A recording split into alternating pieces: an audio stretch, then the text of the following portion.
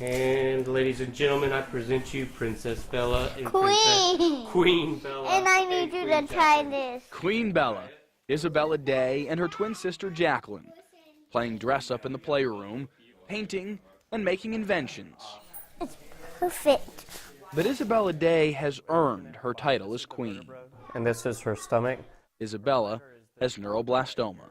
But her mass of the tumor is this big part right here. Her tumor wrapped around her aorta, her iliac, her vena cava, and all of her major nerve bundles to her lower extremities. And so in order to radiate that would be almost certain damage. In other words, there's nothing doctors can do. Wait, I want it the other way. But you can't tell Isabella that.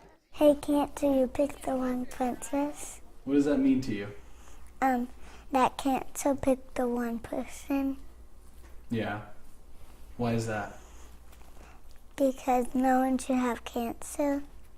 That is the most helpless feeling in the world, and just wanting to combat this. That can't be it. That can't be all. Hey, Troy. Isabella has never met a stranger. Hey, Troy. All right, Isabella. Cowboys legend Troy Aikman playing catch with a 6-year-old little girl with great hands. They need a good, solid #1 receiver. She's got a heck of an arm on her, too. She does, yeah, and she doesn't have any brothers. You know, it's her dad's done a good job with her.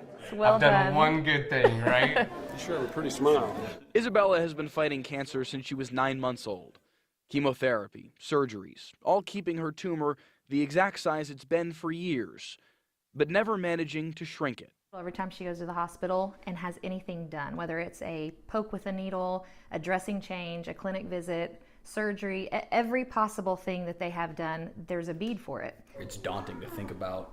This is, in some way, shape, or form, this is her life. Yes, it's the story of her life. But the real story of Isabella's life is time with her sisters. Jacqueline. I can play with her. I can snuggle up with her. And I can play games with her. And big sister Anna, who has taken action. We started hearing about how little funding childhood cancer research gets. So she started a bake sale. $2,000 in year 1, $8,000 in year 2. And then this past year in 2017, my goal was to raise $10,000, and we ended up getting around $12,000. And then just a few months ago, the Day family had a prayer answered. This doctor in New York, A world-renowned neuroblastoma surgeon was willing to take on Isabella's complicated case. It was almost like a dinosaur dig or an excavation where he would just like go through and get what he could from that part and move to another place. The end result? 2 grapefruits and an orange out of her body of the tumor. And she's left with a golf ball size at this point. It's news worth celebrating, and they have. But there's a sobering reality attached.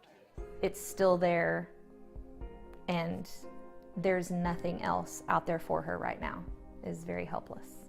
So the Days rely on their faith, and they also fight, in part to help get childhood cancer better funding. Whatever we can do, and I'd love for an elected official to see this and say, hey, come talk to me about that. I'd love to hear. We're there. We're all there. He can come toss the football with Isabella. In the meantime, she's an encourager. Queen Isabella I've never met a warrior quite like her. continues to fight. If we beat it, that will feel good. But if we don't beat it, it still feels fine to me. Mike Leslie, Channel 8 Sports.